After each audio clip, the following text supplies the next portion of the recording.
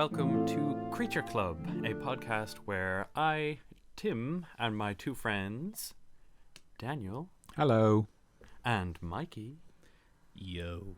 Have a good old chat about the monsters of 5th edition Dungeons & Dragons as per the 5th edition Monster Manual. Woo! Today, we will be talking about the Basilisk, a very famous and fantastical creature. Yeah, a little more familiar to our Harry Potter fans. But before we get started, there was something I wanted to touch on, which I have cleared with Tim and Deasy, don't worry. On the last episode, we talked about the Banshee, and it's I suppose it's difficult to word this properly, but when we talked about the Banshee, we spoke about Banshee exclusively as a woman. Obviously, the Banshee historically as a monster is female. But when we talked about it sort of seducing people, we sort of made the assumption that it would seduce men. And that sort of assumption isn't... well, it's not fair. I mean, it's not fair on people who have been underrepresented for a very long time. So if it did, if you did feel underrepresented in that, then I apologize. I think that, we could have done better, and certainly I'm going to be trying to do better. And I just wanted to sort of reemphasize that, we are a podcast that wants to be inclusive and wants everyone to feel like they're welcome. Yeah. We want you all to feel like you can listen and laugh along with us and enjoy, the fantasy lands of D&D, regardless of who you are or what you believe. Yeah, absolutely. It's the three of us kind of were talking, and we kind of forget there's people listening to us a lot of the time. It's not like anyone actually really commented on it, but we just wanted to we didn't get any negative feedback, or this isn't a reaction. This is purely just, I was listening back to the episode and I just thought it, and I thought I'd bring it up. So yeah, that's all. Indeed. Well, it's good for you to bring it up, Daniel. Let's talk about some monsters, guys. Yeah, let's have our entree, I guess, to keep up the food analogy. Woo!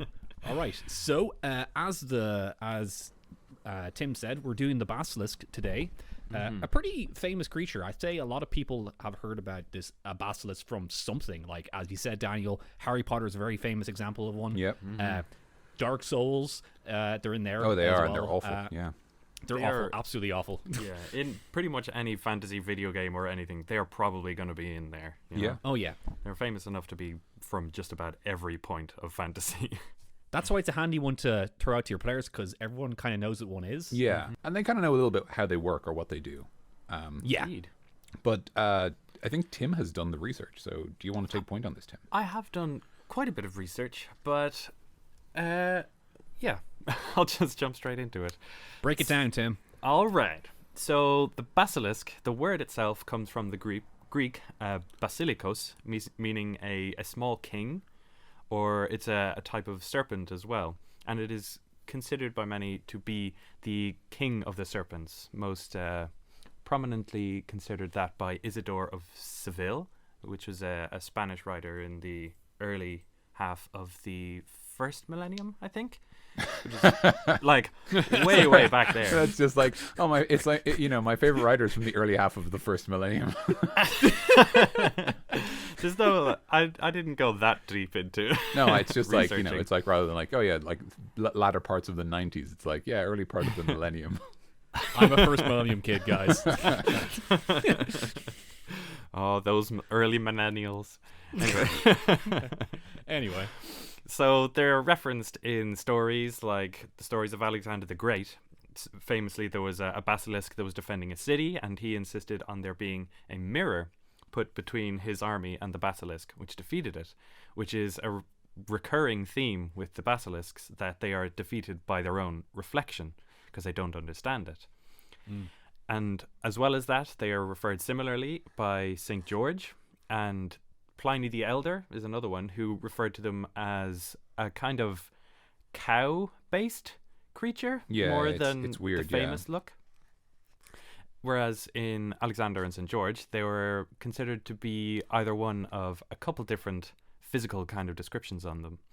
They could be seen as like a giant lizard, or a giant snake, or a kind of a reptile rooster hybrid thing. They sometimes kind of share imagery with the cockatrice, which I guess we'll get to later, but they're virtually synonymous. All these pictures of a basilisk I'm looking on, Wikipedia and other places, they're all kind of have a bird head, like a rooster head on them. which I wasn't expecting because everything else I've never really seen a bird head on them. But yep, No. I guess so. I guess it can. After looking into it, like a lot of even statues and carvings and works of art consider a basilisk to be the kind of chicken-headed, snake-tailed creature. The one of the sort of like reasons it's depicted as a cockerel is because it's like I think one of the myths for how they get created is like a cockerel on its last day lays an egg at midnight, specifically because all the worst things happen at midnight. Ooh. And then like when it dies, the egg turns into a basilisk. Oh, Yeah, there you go. That's one that I didn't look up. I can't remember where I read that, but I thought it was really interesting. Just I love all the like old schooliness of like it's a cockerel and on its last day it lays an egg, and then obviously it has to happen at midnight, and like I don't know, just very hokey. There seems to be a whole bunch of different ways that they're assumed as having been born. So the most prominent one that I found was that a basilisk would be hatched from a snake egg that was being sat on by a hen. Like they brought up the egg of a serpent, and it became a basilisk. And it's kind of vice versa for a cockatrice. So if a chicken's egg is hatched by a serpent, then it becomes a cockatrice, which is kind of cool. We'll get to the cockatrice when we get there, Tim. Yeah, I know. How dare you bring up a different Don't monster? go near that other person's dinner. That's dinner for another night. We saved that, which isn't too far in our future. It's Not really, no. It isn't, no. No, but we're definitely going to be talking between cockatrice and basilisks quite a bit here for the history. Yeah, they're kind of similar in terms of the history. Very similar monster. Yeah, but in D&D, not similar. Well, No, indeed. I was only going to say, so just to kind of touch on them in history, they're historically described as like they have two traits, which are both reflected actually if you've seen Harry Potter and the Chamber of Secrets or read it. It's glare is enough to kill a man, which is interesting because obviously the basilisk here we have is different, but we'll get to that. And the other thing is they're very, very venomous. There's a great, I don't know if you read the passage from Pliny the Elder's Natural History, Tim, but there's a point about how if a man is on a horse and he kills the basilisk with a spear, the basilisk is so poisonous that both the man and the horse die. Oh my god! Which is just wonderfully silly. Like, just like it's like, good lord, like the horse as well. Like Very intense. Like some of them, I think in Pliny's one, it's either considered his seeing the creature will kill you, or even hearing it could kill you, which is called a sibilus or something. Cool. And the catoblepas, even its presence could kill you. Wow. Okay. Or the kind of musk that it. Oh, I see. Like it's so poisonous. Yeah. Yeah, it's so immensely poisonous that like it poisons the air around it, and apparently its odor can also kill snakes, which is kind of weird because it might be born of snakes. Oh, I see. Right. Oh, okay. That's interesting. It's very very strange. So the basilisk is I don't know if you were going to mention this, Tim, but just very briefly, Go ahead. the origin for the basilisk is thought to be the spitting cobra. Yes. Because obviously it's the king of serpents, so obviously people think must have been related to serpents, and the sort of idea of it like looking at someone and killing them kind of fits the idea of a spitting cobra, or maybe like a king cobra, but like that's kind of the assumption that people have, that like, you know, because and I actually did some reason. It was, I'm sure that like my workplace was very confused because I had the Wikipedia page open for spitting cobras, and I was looking at where they were all native to, and they're all native to Africa as far as I can tell, different parts of it.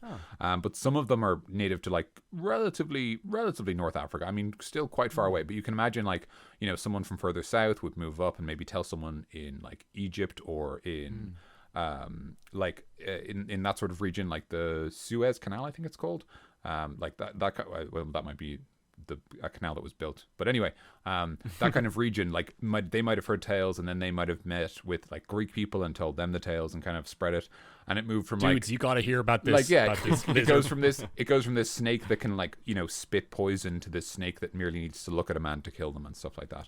And obviously like the thing about the poison from a spitting cobra is if it hits your skin, it doesn't do a thing. But if it gets in your eyes, it can be poisonous enough to kill you. Yeah. So that's where the idea of like locking gazes with the basilisk is dangerous comes from. Okay. It's super, super cool. It's very cool. If you've ever seen a cobra do its strike to spit something, I watch a lot of nature documentaries, so I know what it looks like. They kind of lunge towards a person. So if somebody is walking up to a king cobra, the king cobra will kind of stand up on, or virtually stand up on its haunches, and it'll just kind of jerk towards the person. Yeah, exactly. Yeah. And someone at a distance wouldn't see that spit. Yeah, and absolutely. the person would just apparently just kind of fall on their back. Yeah, they'd like go, grab at their eyes and like go and like people would assume it was a visual thing, you know, which is very cool and interesting. I think it's so cool.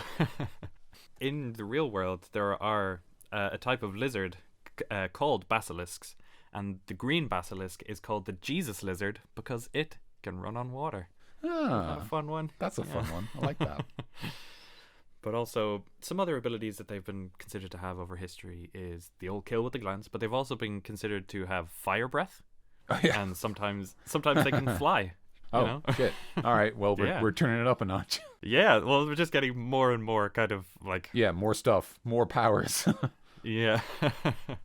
So these are kind of probably a couple influences that a lot of people would have if they wanted to kind of throw it into their game without it being like too far from the source material, essentially. So to touch on their D&D history very briefly, they've appeared in I think every edition of Dungeons and Dragons.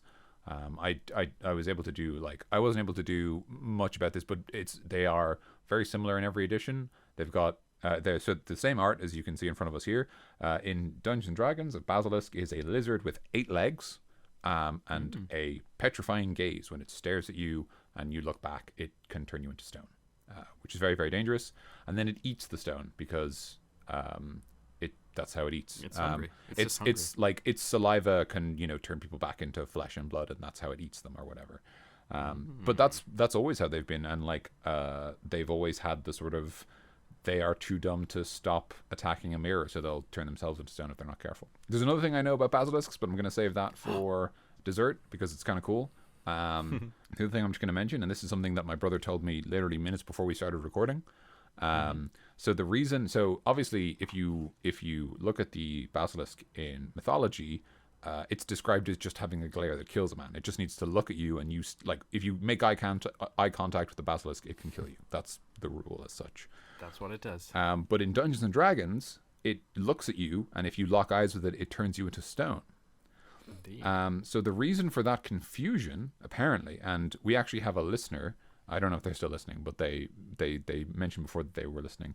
A Reddit user, Daily Dale, I think is their username. I might be mispronouncing that, I apologize. But they mentioned that they teach mythology, so maybe they can confirm this. But the reason that the basilisk in Dungeons and Dragons, and the reason that some of the basilisk's mythology is to do with it turning people to stone, is actually because when a historian was translating, I'm not sure from what language to what language, but they were translating, and rather than labeling something as a gorgon, which is obviously what the Medusa is a gorgon, and the gorgon is the race of snake-headed people that turn people to stone. They mislabeled a gorgon as a basilisk, or a basilisk as a gorgon, and that confusion, I think it was the gorgon was mislabeled as a basilisk, and that confusion was enough to make people think the basilisks could turn people to stone, which is why in Dungeons and Dragons they turn people to stone, and then it's reasonable to assume that all these other games like Dark Souls and I think Final Fantasy has them as well, and creatures like that, the reason all of them have the same idea, a basilisk turns you into stone, is because they're probably at least a little bit based on Dungeons and Dragons, or the same historical source that Dungeons and Dragons is based off. But anyway, there you go. A fuck up. Yeah, a clerical error led to the creation of an iconic Dungeons and Dragons creature, which is excellent. Wow. That's interesting. Yeah, I thought it was very interesting. So, actually, I kind of want to mention something here on the basilisk little thing here before we go on to the meat and potatoes. The bit next to it, the paragraph, is saying that, of course, it's under the adaptable predators one. Yeah. And it mentions that, I never even knew this before, but in D&D, they can kind of be domesticated and kept as, they can be trained. Yeah. And that's a really, I've never seen it before, and that's a really cool idea for a NPC who has a basilisk, or even giving it to maybe even how dare I say, a player character. Yeah, I mean, how dare you? They're great. They make even just thinking about their power source, they make great allies for Medusas, who obviously we'll get to much later, but they also turn people to stone. Yeah. But even just your your big bad, right? Just your villain, like just like whatever, like some corrupt noble or like whatever evil wizard, just having like two trained basilisks who follow him everywhere. Yeah. And, like this wizard can just just yell and point at someone, and the basilisks just stare them down. That could be very cool. But yeah, I thought that was really cool as well, that it specifically calls out like, yeah, you could domesticate these things, and then turn them into like wicked bad pets. Yeah. Okay, so dinner time. Dinner time. I forgot that we called it dinner time. Yeah. Oh, meat and potatoes. Meat and potatoes. All right. Is it meat and potatoes or is it dinner time? It's both. We got to pick one branding here. Oh dear. All right, meat and potatoes, guys. This is the stat block. Stat block.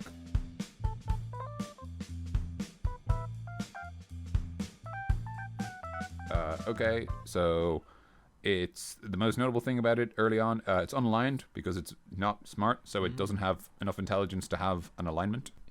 Which, Yes, I mentioned it last 2 episodes ago in the Azer. Not the actually, I mentioned it last episode. yeah, you mentioned the about Banshee episode. Azers. Yeah. But I thought unaligned wasn't in 5th edition. I thought that just wasn't a thing, but it is. Oh yeah, so no, yeah. I've accepted my mistake. That's it. No, that's fine. I, like in 5th edition, unaligned is exclusively for dumb creatures. It's for anything that's not smart enough to make judgment. So like all the oozes are unaligned because they are mouths.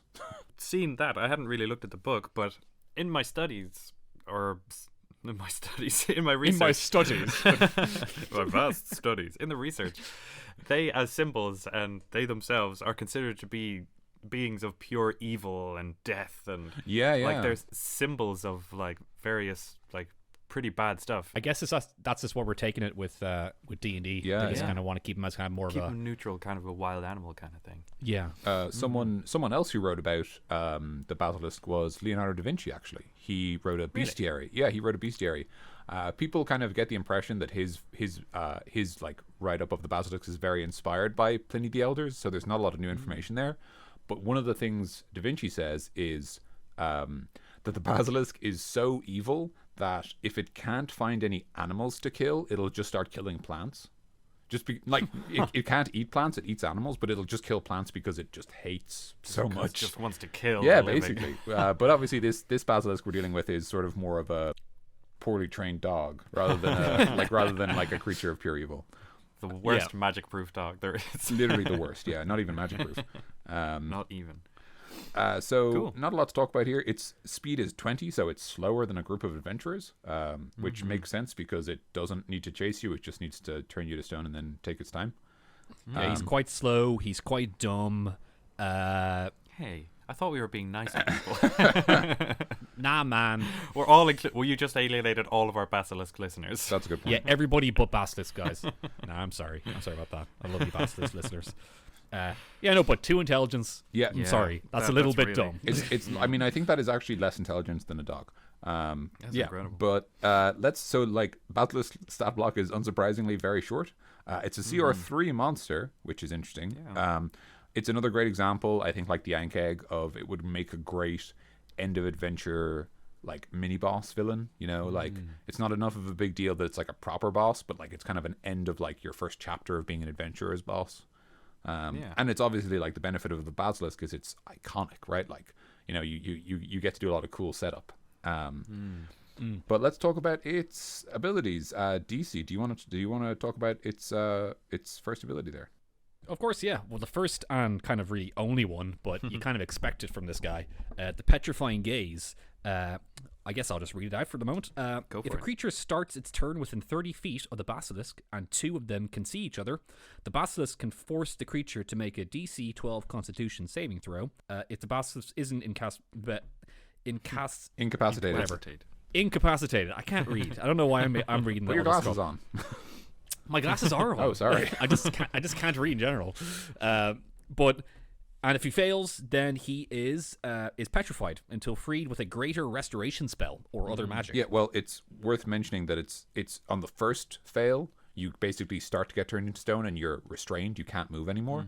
But if you fail a second save, then you turn properly into stone. Oh, Yeah, skip for, that bit. like- Sorry about No, that. it's okay. It's only worth mentioning. That's kind of, you'll notice with stuff like Petrifying Gaze, they a lot, like, I think the Medusa has the same thing where, like, it gives you like 2 chances, right? Like the first chance, like, ooh, you're in a bad spot. What are you gonna do? And then the second one is like, no, for real though. Now you're just like a stone man. You have like 4 seconds to pick an interesting pose that your character dies in. Like, Yeah.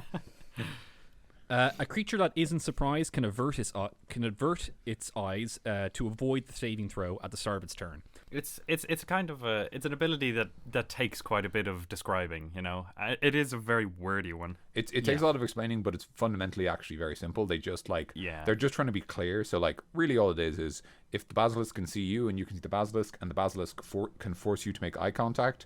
If it does, you make a saving throw. On the first saving throw, you get frozen in place and start turning to stone. If you fail a second saving throw, then you are properly turned to stone. You can choose to basically like shut your eyes or like, you know, cover them up or not look at the basilisk. But if you do that, it's effectively invisible to you. I'm averting my eyes, oh lord. Look at the floor, the holy floor.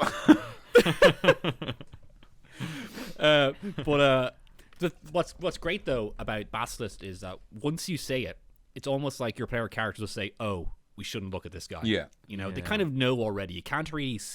It is a little. It can be a bit cheap, I guess, because your guy is almost out of the game if he does get hit by this. But Yeah. people know about it. Like people know from like pop culture that a basilisk will freeze you. In your tracks, you know.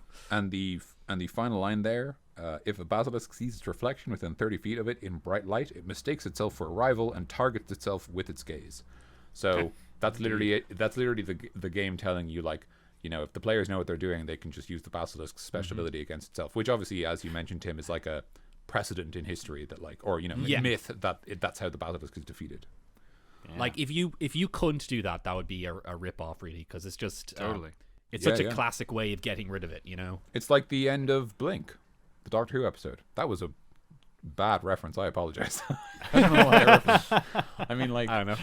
like, yeah, I mean, it's a great episode, but I this is the first time we've referenced Doctor Who, and this is a fantasy podcast. I apologize. Yeah, what are you doing? We reference a lot of stuff in this, you know. God, Yeah. it's so terrible. A lot of different stuff.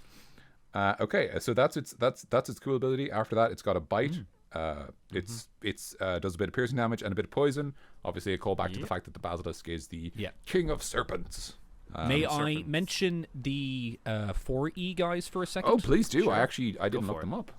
Yeah, because there's actually 2 basilisks in 4E. There's the Stone Eye one, which has a petrifying gaze, does the kind of same stuff. Yeah, okay. But that's a level 12 guy. Oh, wow, much higher There's level.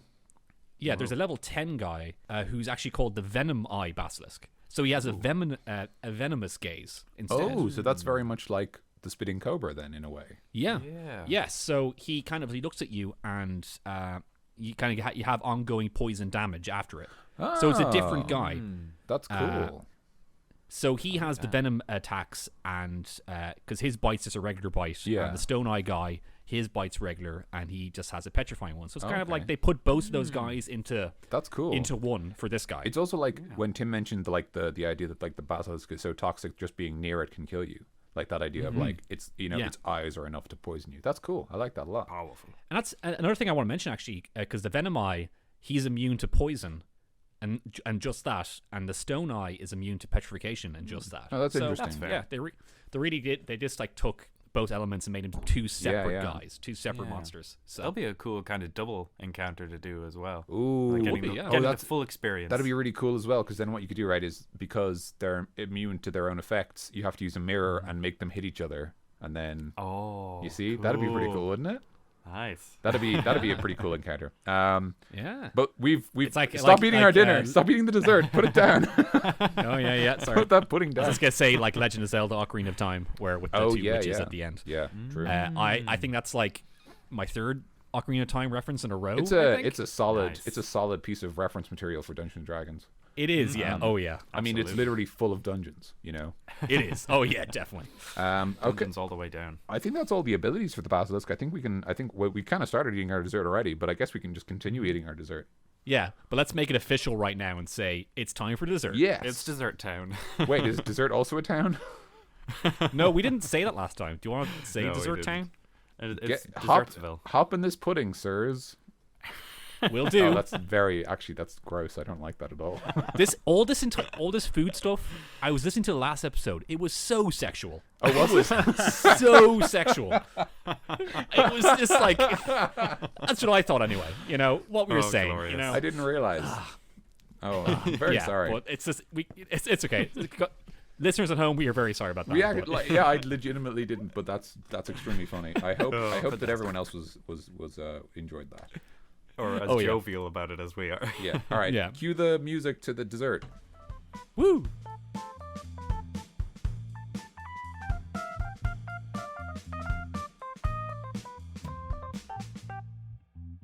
So I mentioned this last week, but I used this guy before Oh, excellent. in 4E. And which one did you use in 4E DC? Stoney. I used the Stoney one. The classique. Kind of classic. Yes. It's actually, fun fact for you guys, the first monster from the first session I've ever DM'd. Wow. Oh, Yeah. That's really cool. yeah, that's fantastic. I don't remember how I used him exactly, but he's just like the first session, and I used him as a little boss at the end. What happened was that the guys were over for just a couple of drinks or something, and I just brought up like myself and friend of the show, Jack Clinton. Ooh. He's a good boy. We were playing D&D before in college, and we're telling the lads about D&D and how fun it was, and I was like, you know what, I can probably just do a session right now. So we just make characters with the old 4E character maker, the ones that you can get a character done in like a second kind of So stuff. good. And we just did a session that night, and I just kind of devised one in like last minute. So I looked in the monster manual, and Basilisk was there, first one, or like on the first couple of pages. And I just did it. Like Jack played a Goliath who was like 10 feet tall or something. It was crazy. It was a typical first session of D&D, you know. But Basilisk was there, and I think he might have petrified one guy. I think. Well, that's only fair. Like, you know. Yeah, I got one death out of that. I think. Like the Basilisk gets one. I think that's only reasonable. Like. Oh, definitely, yeah. If you're going up against someone, but I just want to say that little fact. I don't know how I used him. He was in like a forest. He was large in 4E. Oh, I see. Okay. Which I thought was huge. Oh, right. Okay. So I just made him a huge thing. So like, but large is actually just a little bit bigger than medium. Yeah. But medium is the size of it in 5E right here. So it's actually not that big. It's more like the. I wouldn't say actually, because I see the Dark Souls guys would be small. I think if you're using D&D terms. Yeah, they'd be like small or medium maybe, but they maybe small. I actually think you're right. Yeah. They're the worst. They are literally the worst. They would make really interesting D&D monsters though. They would, yeah. That's cool. I'm actually really glad you shared that story. I think that's really cool. Definitely, yeah. I'm trying to think. I'm trying to remember now what my first monster is. I'll try to figure that out before we reach them so that I can talk about it. But anyway. Well, one thing that I forgot to mention that I was actually very excited to mention in the history, just harkening back to our entree, the natural enemy of the basilisk is the weasel. Yes. Because the weasel is immune to its gaze. Yeah. Can you wow. Can you imagine like a medium-sized monstrosity creature that's just turning everything to stone, and then there's just this little weasel just running around him, just kind of running up and down. Yeah, I get it in like a historical concept where it's a snake versus a weasel kind of thing. Yeah. But it's just when you put up against this basilisk against a weasel, it's just brilliant. It's so hilarious weird. too. Is that in D&D or is that just you're taking that? No, that's not in D&D at all. That's purely mythology. Okay, that's canon in my world right now. I'm using that. But like even in like real world history, or I suppose real world fantasy, that is like these creatures are like symbols of like you kill them and it's this great feat, but there's just this little weasel. Yeah. You gotta run around them. Oh, it's so cute. It even describes in some accounts how like it's enough that a weasel is close enough to like for the basilisk to smell the weasel, and that will actually kill the basilisk. Wow. So like it's like if you find a basilisk nest, you drop a weasel in, and basically the basilisk will die from the smell of the weasel, but the basilisk will thrash around so much that the weasel will die too. Like that's like what that was like the solution to the basilisk problem was just like drop a weasel in a hole and run off. We have basilisk. Let's get weasels. We have too many weasels. Let's get apes. Let's burn it down. They'll die off in the winter. So okay, we're on the encounters part right now. Yes, sorry. First idea: if you seed an adventure, basilisks are the enemy. I guess player characters, make sure you bring a weasel, I think. You can have them as familiars. That's true. So, point. yeah. We're having our dessert. There's a few historical things that I think could be really cool to talk about, but we can get to that. Do we want to first talk about how we might have a fight with the basilisk itself go? Well, I think personally, I think it wouldn't be a particularly heavily weighted story-wise kind of thing, because as much build-up as you could give it, you wouldn't have probably thrown much at the characters up to that point. So I feel like it wouldn't be a long arc. I mean, also, the basilisk is ultimately a dumb animal. Like, it's not like a scheming mastermind that's like, it was me, heroes. Like, like you're not gonna like walk through the fog gate and see one basilisk there. Fighting you as a boss. You definitely. I really like the idea that you came up with, Daniel, of like your big bad having like 2 basilisks as like little sidekicks. And having their pets. Yeah. Because you have like, you can use a petrifying gaze, you can have them as like a threat, but they're just like the side guys. Yeah, they're just like dumb muscle. Yeah. For a challenge rating 3 creature, they do actually have quite a bit of HP, which kind of makes up for their lack of intelligence and wisdom and stuff. Yeah. I think they're not too difficult to hit. They're kind of difficult to hit. They've got a fair whack of HP. They're slower than the average set of players. They have literally a passive perception of less than 10, so it's very easy to sneak up on them, and they will petrify themselves if you show them a mirror. So there's a lot of like back and forth big with this dumb guy. animal. It's really like, I feel like the basilisk does a great job of like, this is literally like, an animal problem. This is an animal control problem. Like it's actually kind of cool in that sense that it feels like if a bear got loose in a town, how people would react. You do the same thing for a basilisk, right? Like, you're not like, we need to figure out its plan. You're just like, just get a mirror and then scare it off. Yeah. Like, Get a weasel. Yeah, I was gonna say, how do you deal with bears? Throw weasels at them, obviously. Just like go to a pet shop in your town and say like, I need all your ferrets, please. Give me your weasel. In terms of encounter build-up, I think we can just literally steal verbatim the quote in the top left of the page here. No one carves statues of frightened warriors. If you see one, keep your eyes closed and your ears open. Indeed. Yeah, That's a I cool do. little thing. I love that. I know. Just walking down, seeing all these like old like statues of adventurers, and like, that's cool. There's really lifelike, and then going by, seeing more with, like, bits chipped off and eaten off, and you're like, this is getting weird. And then just going from there. That's a really cool setup. It's such a great, and especially like because of the fact that the basilisk, like, you still like with a Medusa, you're gonna find a lot of like heroes, a lot of like especially like handsome people that the Medusa wants to keep around, because the Medusa has a sense of like fashion maybe, or like aesthetics. Indeed. The basilisk is a big dumb animal. Like, you're gonna find like a frozen pony, just like trip over one or whatever. And like, I like that mix up of like, there's just like a lot of creatures around. I think that's very cool. So you set up that, like, I don't know, I guess the setup for the encounter is maybe that people are going missing in the woods, and this is just one way of dealing with it.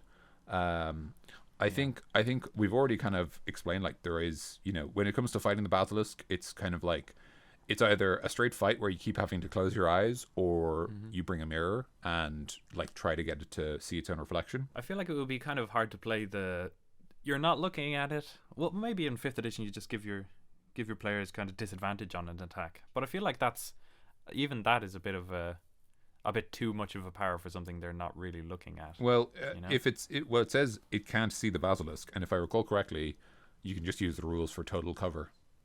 Yeah, which is I'd say so. The rules for total cover are like what to do if you cannot see a creature, and I think the rules are just like you can't target it because you can't see it, so you can't like So like you could be like, I'm gonna cast a fireball over there, and you get in the way, it's your fault, but you can't be like, I swing my sword, because you can't see him. Like, I think that's so you have this like game of Marco Polo playing against this basilisk.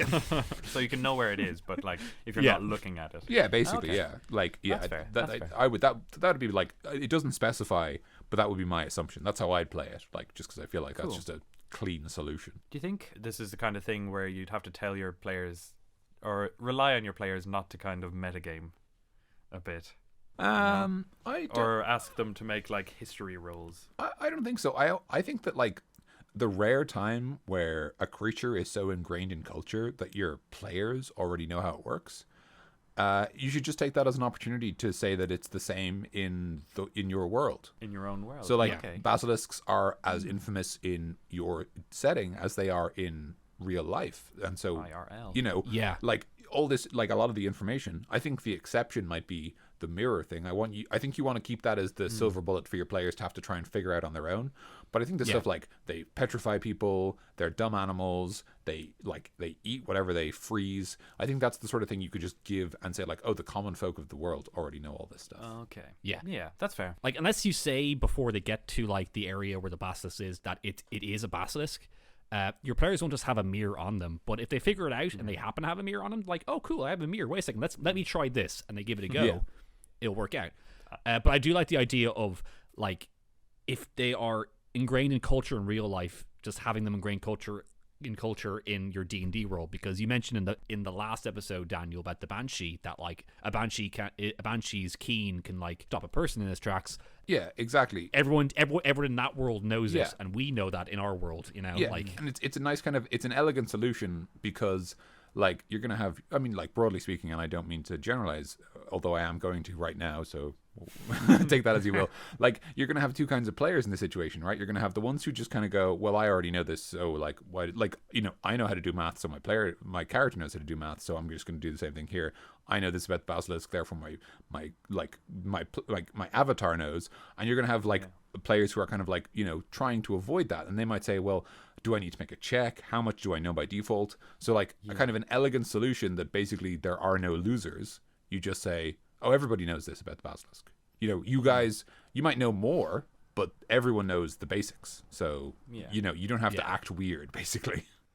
but if you're playing Grog, the half orc Barbarian, who has like a half orc barbarian who has like 7 intelligence, then maybe you can be like, wait a second, does Grog actually know this? You know, yeah, like, I think you owe it to the rest of the party and to your DM to be like, Grog has no idea what you are talking about. Like, and I think that's a great moment. Like, I mean, like last time I played a barbarian where I played Kez in your game, DC. I didn't know anything, and I regularly asked Tim's character, "What does that mean? What is he talking about?" Like, you know, it was sort of like, it was kind of like maybe one part like Conan to one part Drax from Guardians of the Galaxy. Maybe how I'd sum it up. I love that. Yeah, that makes a lot of sense for Kez. So like, and that was a lot of fun. Like that idea, like that this person is just disconnected from your culture and like doesn't really get it and does literally just ask, "What are you talking about?" Yeah. I suppose a lot of people that would have come from kind of society would either like A, have been taught it in school, or B, have been taught it by their parents through like kind of handed down knowledge. Yeah, exactly. Or like their like grandpappy would tell them stories around the fire or whatever, like that kind of thing. You know, that kind of thing. Like how knowledge kind of did realistically disseminate for a lot of people for a very long time. So yeah. And there's not a whole lot of monsters like that in the basic manual. Yeah. No. So like, use it where you can. It's simple. Yeah, you like, so basilisk, banshees, just use as you can. Exactly. So like, revel in that of having your if your actual players know about the monster from culture, then let their characters know that as well. Yeah, absolutely. So that's the ending statement to that little bit that we did there. So that was so that wasn't really about encounter design, that was about world design, but I think it was relevant. Sorry. It's fine. No, I think it was a really great discussion. I actually think it's very worth talking about. Yeah, no, yeah. Sweet. So you've done your lead up. The players have been wandering through these woods, and they've started encountering like the statues of old adventurers, or even just unfortunate merchants or explorers, maybe a few wild animals. And then, like, you know, maybe someone goes, I don't think these are statues. Wait a minute. Like, yeah, I think 100% if you want to do this, you definitely lead with like 2 petrified creatures that look like statues. Yeah.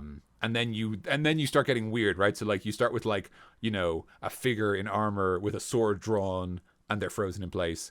And maybe they're just pointing because I think the sword would rust away. But that's kind of up to the DM, obviously. And then maybe like a horse, like, you know, like a sort of a noble animal. And then you're like, all right, so like statues or whatever. And then it's like, you know, a person cowering. And then like, you know, like I don't know, like a weasel bitten in half or something, you know, just like, now we're getting kind of like, now we're getting weird. Now we're getting actually properly weird. Like, I feel like you would have to do that. Because yes. if you brought your players in with this lizard, just a random old lizard, and then you petrify your characters, your player characters, then it's a bit cheap, I think. Yeah. Just like hiding this ability from him, because it's very powerful if it actually does get you. Absolutely. Your characters are just out of the game. Yeah. Unless they have to go on this big quest, or if they're really high level, then that's fine, whatever. The greater but they're restoration, basically out of the game once they're petrified for a while, at least for a couple of sessions. I'd say that character. So if you have these statues just hanging out and like building up the moment, and then your players, even if they don't know anything about Basilisk, they're like, wait a second, those aren't statues and they're all put to stone. He must have this ability that does this. It kind of shows your players that absolutely, it can do this. So you have to kind of really, I feel like you do have to Yeah, put that in front of them first. lead up. I mean, it's like we said with the Banshee. Like the Banshee has an ability that just kills you. You shouldn't like drop that on the players. They should be like, we know what we're getting into. It is worth mentioning at the very end of the entry here. It talks about how it's possible, if you're a skilled alchemist, to basically use the like fluids, like saliva and some chemical that's produced by the basilisk to reverse the effects of the basilisk's petrification. Like, it just mentioned that at the end, and obviously there's which is obviously supposed to be like, your get out of jail free card. You beat the basilisk, and Jerry's a statue now, but luckily you can cut off the basilisk's head, bring it to the local alchemist, and then bring Jerry back.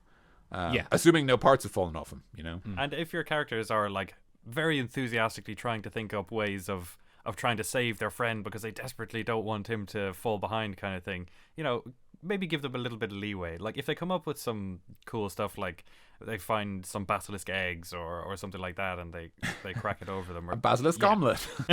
They make an omelet. Or like, hey, Steve, give me a history check or a nature check, and then you're like, oh, you actually find out the basilisk saliva can almost reverse effects, or actually don't even be as blunt about it like that. Just say, oh, when basilisks eat the stone prey, then they revert in their stomach. That's true. Yeah. Say that, and then they'll say, wait a second, that means I can do this. Yeah. Like, and then they carve it up. Yeah, and just as a point there, DC, when you're talking about like kind of proficiencies, you could even say if a character has proficiency in alchemist tools, you could say, well, you know how to do this. You actually know the recipe, or you think you could figure it out, and then that gives them a chance to use a skill set that sort of gets underutilized.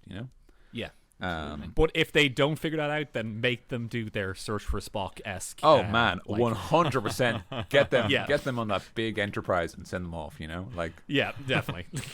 So so fighting the basilisk, I think it's reasonable to say like it is a one-trick pony. It's a very, very, very, very impressive trick. It's a very cool trick, but it's one trick.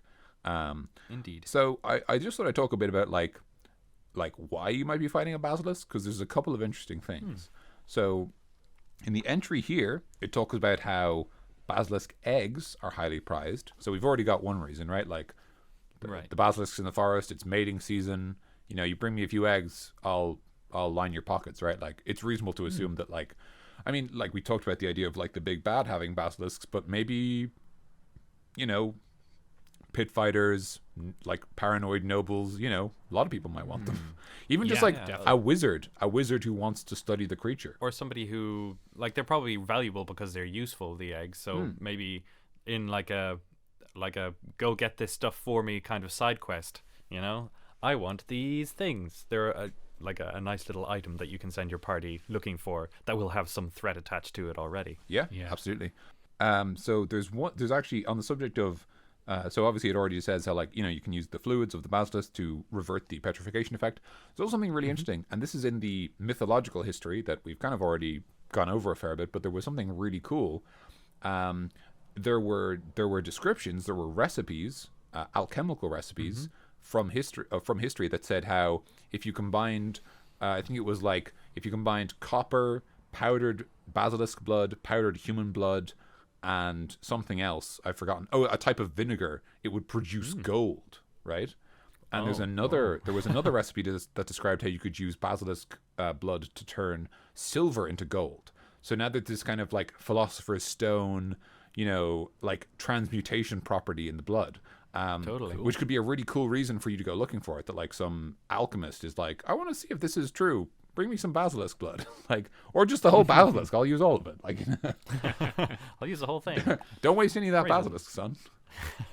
They're definitely very kind of, well, they're very, like, they're a thing that you can go to look for. Like, they can either be something that is near a town that is disturbing them, that has kind of recently moved in, or it can be an established thing that you have to go get, essentially, I think. There was also one final point just on the subject of things you can collect from a basilisk. And this is because we talked about before how Monster Hunter is a big inspiration, and like harvesting monsters is very cool. So the armor class of a basilisk, and obviously we're talking about numbers, which is kind of boring, but bear with me. The armor class of a basilisk is 15, and it describes in brackets. It says that's natural armor, but the dex. Daniel, a quick little thing for people. What is it? What would you say the natural armor for a human man would be? Oh, 10. 10. Yes. Sorry. Yes. That's 10. Very, very good point, TC. Thank you very much. Yeah. So to put it into perspective, it's like, I guess, I don't know. I wish I could think of the statistics off the top of my head. I guess it's like what, 25% harder to hurt a basilisk with a punch than it is to hurt a human. To put that into perspective, about that much. I'd say that. So 15 natural armor is quite good. It suggests a relatively thick hide, something like maybe like a Komodo dragon or something would be kind of a comparison point.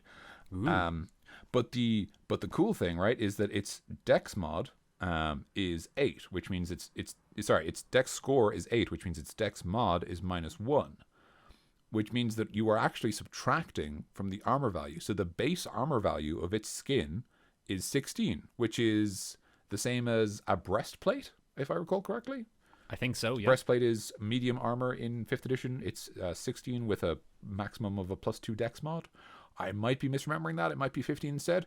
But the point I was going to make is there's a suggestion there that the armor of a basilisk is quite significant. So you could reasonably have your players harvest its hide and turn it into armor, which is, as we've said before, very, very cool and extremely cool. From very cool to extremely cool on that kind of scale. And you can have it like, you can have like a little bit of a resistance to Oh yeah, like you get advantage on saving throws to becoming petrified. Yeah. Something like that. Which is not something that's likely to come. Yeah, exactly. Again, but you never know. Absolutely. Like it's like 4% of the time it comes up. When they're like, yes, I get to roll 2 dice. Yeah. And like and also now I think about like Monster Hunter-esque using parts of it for you. Yeah. I'm thinking of like using the eyes, like a wizard has like a big basilisk eye on the top of his staff, and he has like a petrification spell. That's very it, cool. You know, that's good. I like that a lot. Like that.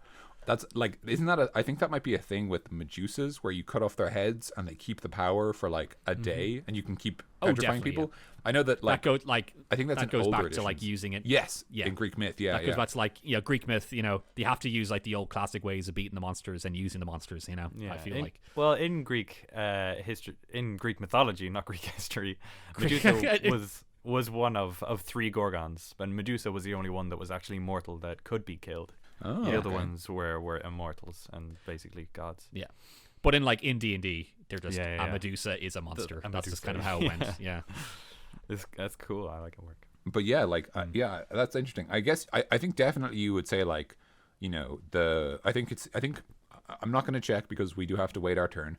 But I think the Medusa has a thing where like if you cut off its head, it retains the power to petrify people for like 24 hours or something. Indeed. So you could do something like that where like the eyes of a basilisk can like still petrify people.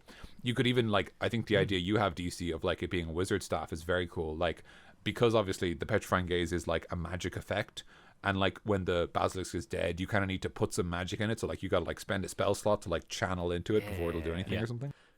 Maybe like it has like a basic spell where it does hold person. Yeah, I get. And then like a charge or like a really like a super special move, like a charge or something.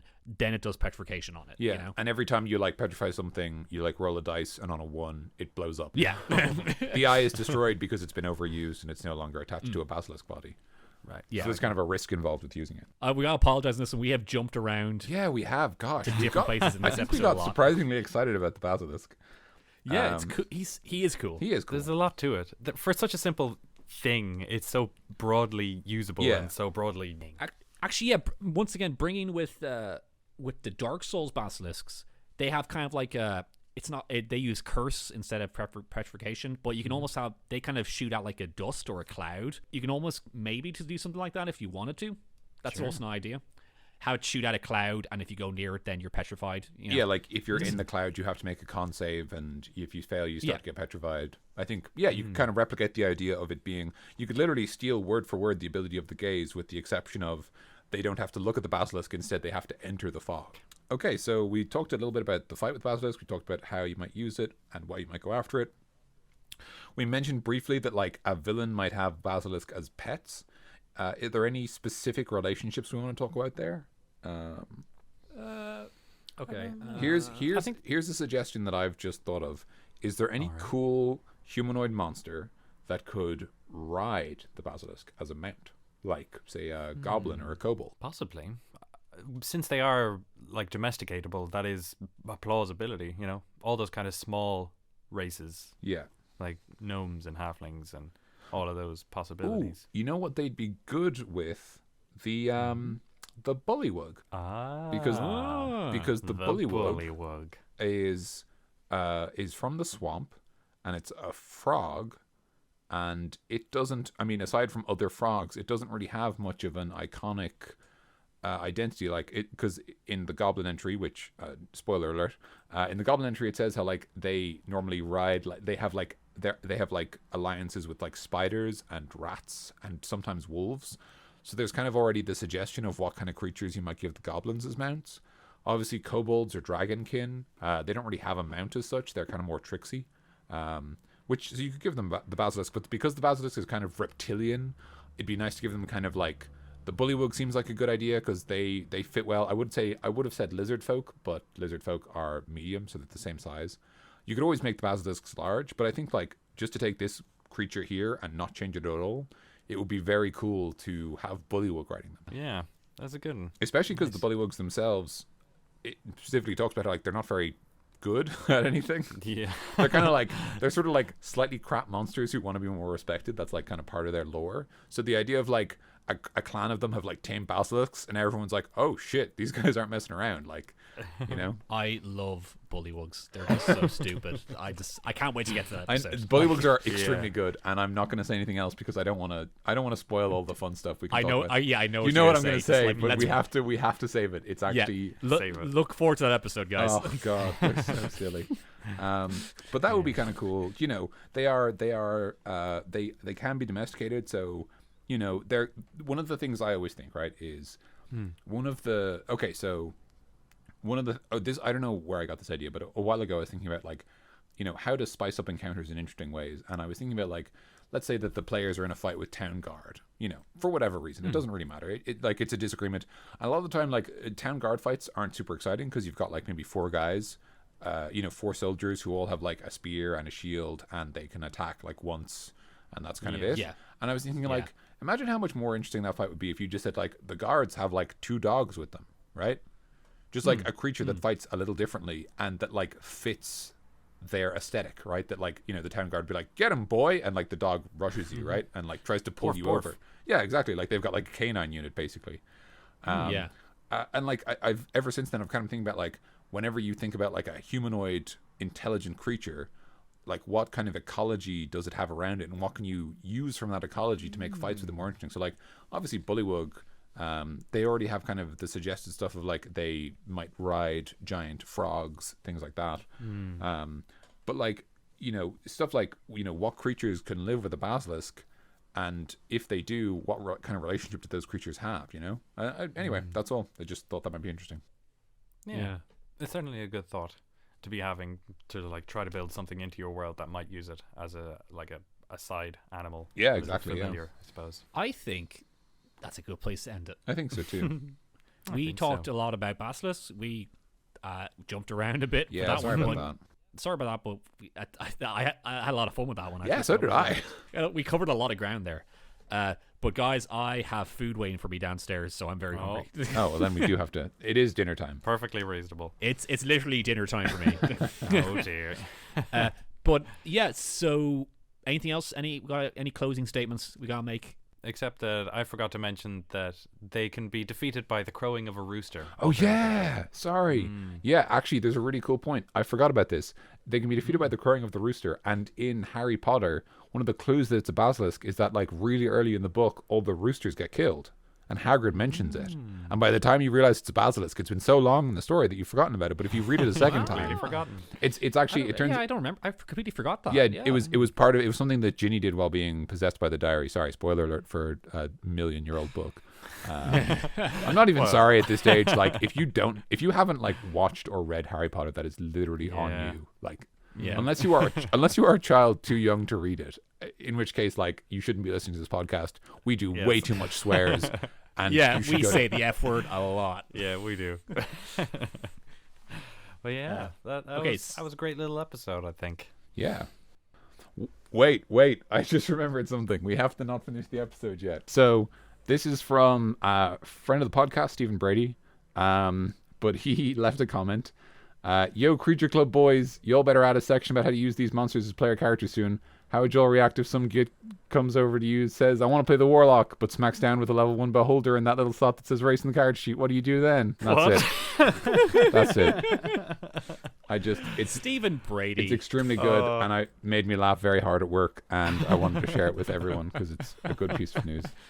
Is this? This isn't on the website, is it? Did he send you this as a personal message? he sent it. No, he sent it to the podcast as a message. I think you guys might be able to read it as well, but I just saw it, and I thought it was very, very good. Oh, jeez. Oh, man. So real quick, how do you play a basilisk as a character? Answer, you don't. They have 2 intelligence. Yeah, they can't. But if you do, I guess, give him a petrifying gaze. Keep it as it is, just exactly. Yeah, keep the entire stat block and play like a champion fighter, so you don't have to worry about any active abilities. Yeah. Like it won't be your primary. Well, I suppose you could, in your head, it could be the primary character, but you're going to be accompanied by your owner, essentially. Who you will probably have to run. Hey, Steven, how about you just wait until we do like a special episode where we do this instead of like making us do it on the spot? Oh my goodness! Careful, he's your dungeon master. He is, yeah. He actually is my dungeon master. He's gonna kill my character next Probably, session. yeah. That's only fair. I was just gonna say you scoundrel, whatever. I don't know. I didn't have any. Scoundrel's very rough. I mean, I know we cuss a lot on this podcast. That's too far. But that might be a new show because we do want to try out new different shows. Yeah, actually, that's a good shout. To break it up, so we might do something like that. That might be a bit of fun. Yeah, I mean, we could even go back over the monsters we already covered, or we could just start from the middle of nowhere. Who knows? Yeah. So thanks for your question, Stephen. We have taken it in, and if you guys want to be like Stephen Brady and be mentioned on the podcast, leave us a question. Somewhere, and we might answer it if it's funny or if it's just in earnest. Like, I mean, like, it doesn't have to be funny. If it's an interesting question, we'll definitely answer it. I mean, I literally read that out because it made me laugh really hard, and not because it was a good question, but we will also answer legitimate questions. Okay, so finishing up. Please leave us a review on iTunes. It helps it out quite a bit. Leave us a comment or send a question, as we said. Send us homebrew guides on our website, creatureclubpodcast.com. We have a neat little contact section where you email us in and you send us whatever you want. Just let us know you're there. To be honest with you, we kind of like to hear from you guys. Yeah, actually, it's great. We have a Gmail, creatureclubpodcast@gmail.com. If you wanna hook us up with some spicy gifts, I don't know. That's whatever the kids are doing these days. Literally whatever the kids are doing these days. Send us like really small compressed photos of a funny picture you found and send it to like your entire mailbox or something. Perfect. I don't know. What a bizarre idea. And listen up for the next episode, I guess, whatever. Absolutely. Nothing really else to say. Yeah. Our next episode is going to be a Christmas episode. Yeah, next week's Christmas. We're going to be coming down downstairs after opening our presents, and we're going to be sneaking in with Santa and leaving a podcast in your computer, but in a non-creepy way. We're going to say we're going to be creeping down your chimneys. Really wanted to avoid the word creeping, but never mind. But that's what he does. He does that. Yeah, we did and we mentioned, that we wanted to be all inclusive. Christmas is kind of a weird subject to bring up for being all inclusive. Yeah, but that's fair. Join us anyway. It'll be great. Crack. It's really more about the holiday season. We'll probably cover a Christmas entity, or we could cover a non-Christmas entity. If you have any suggestions for that, just let us know. But yeah. The good news is you're going to get a podcast on the 25th. we might be one of the only podcasts doing a thing on that. I don't know. Podcasts aren't normally recorded live, so there's no reason they wouldn't. Anyway, it's not a big deal. Cool, guys. Thanks for listening. I have been Mikey. I've been Tim. And I've been Dan. And stay cool.